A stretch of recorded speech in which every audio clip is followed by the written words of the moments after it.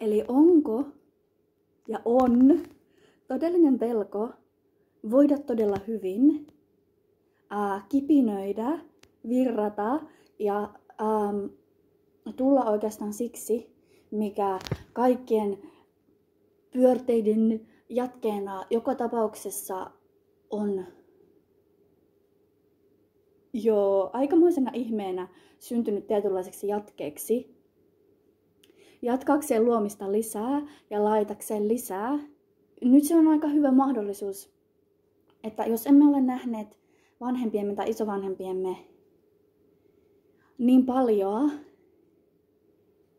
niin toimivan, mutta olemme saattaneet nähdä omassa elämässämme se, niin kuin mitä se on. Tai olemme saattaneet kerran poimia jostakin järven rannalta sellaisen juuri nousseen vihreän kasvin, joka on syötävä ja jonka on syönyt. Ja sitten sinä olet vain tuntenut olevasi hyvin elossa.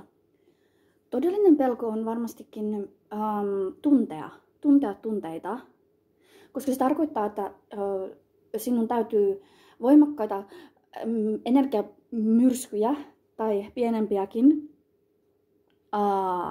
päästä kehoosi ja antautua niille ja olla todella mess.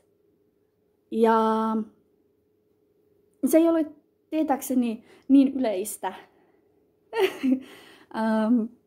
Mutta silleen arvaammeko mitä? Tämä on tuntemisen paikka ja tunteiden avulla voi hyvin helposti saada selville.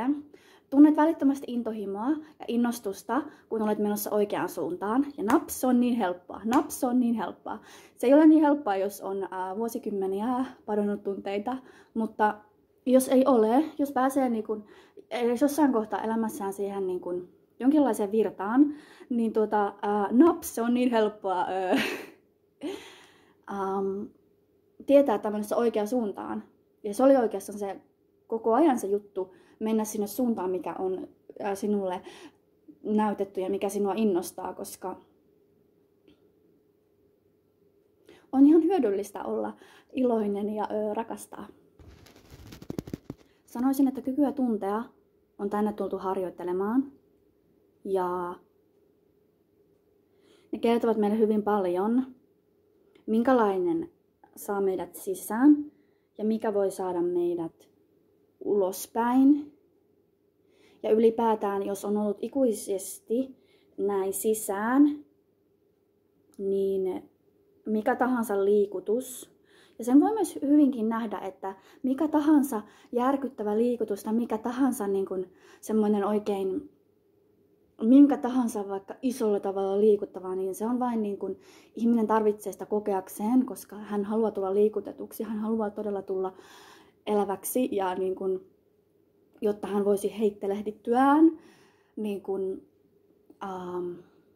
ja heittelehtiessään jotenkin muistaa ja niin kuin palata ja tehdä oikeita asioita.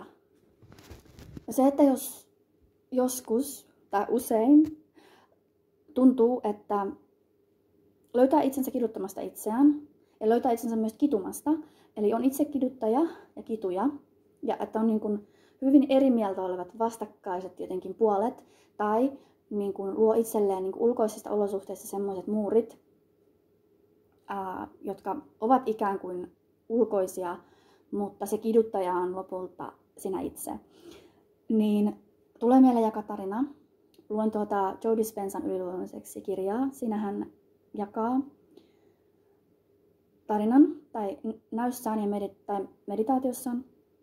Hänelle nousi kuvaa ja tarina niin kuin edellisestä elämästään, jossa häntä kidutetaan raajoista.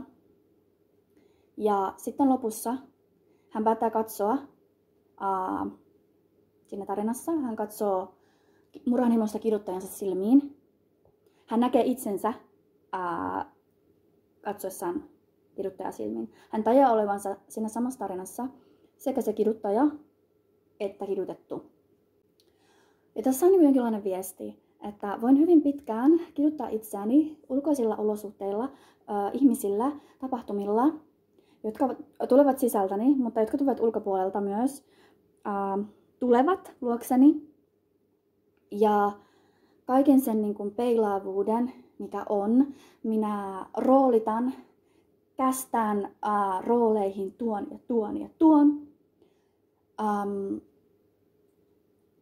Olemaan ehkä se jokin tietty heijaste, jokin tietty rooli, jokin tietty, jolloin minä lähetän jo itseni matkaan olemaan siellä itseni vastassa, jotta voisin kokea tätä todellisuutta.